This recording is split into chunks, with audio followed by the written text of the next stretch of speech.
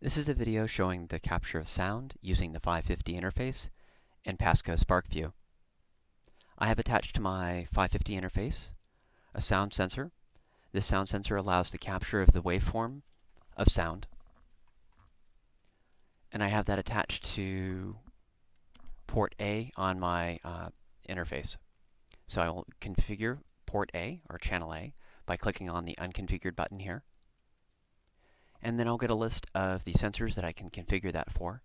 In this case, I'm using the sound sensor, so I'll scroll on down and select the sound sensor. And then I'll select OK.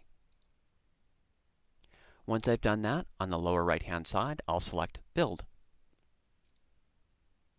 From the right-hand side, I'm going to select the largest template. And the templates that we have here are a little bit different than if you don't have the 550 connected.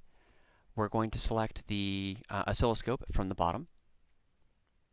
Once I've done that, from the vertical axis, I'll select Measurement. And then for the vertical axis, I'll select on the Measurement button and select Voltage. And then I will select OK. To make the display a little bit clearer, I'm going to use one of the tools on the oscilloscope. On the lower left-hand side, I'll click on the small icon of the oscilloscope. From the tools, I'm going to select the trigger. What this will allow me to do is have it only collect a waveform when the intensity of the voltage from the sensor is above a certain threshold. This will mean that it will catch a certain portion of the predominant waveform and eliminate a lot of the background noise. So I'm going to move my microphone here and start to collect some data.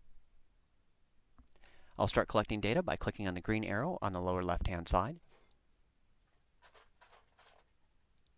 And from that low level, you could see that no data was collected at that point. So now I'm going to give it a signal that's going to exceed the threshold so we can see the waveform.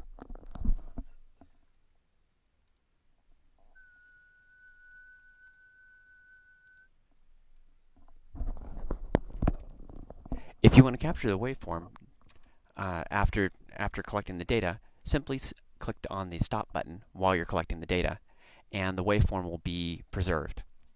The trigger button is also useful for doing that, so that if you don't hit the Stop button right away, it's still maintained. I'll do that again.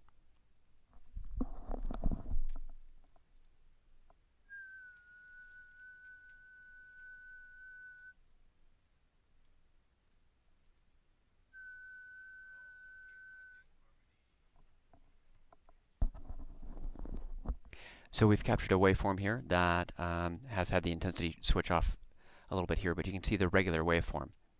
This can also be useful for showing the change of the waveform during data collection.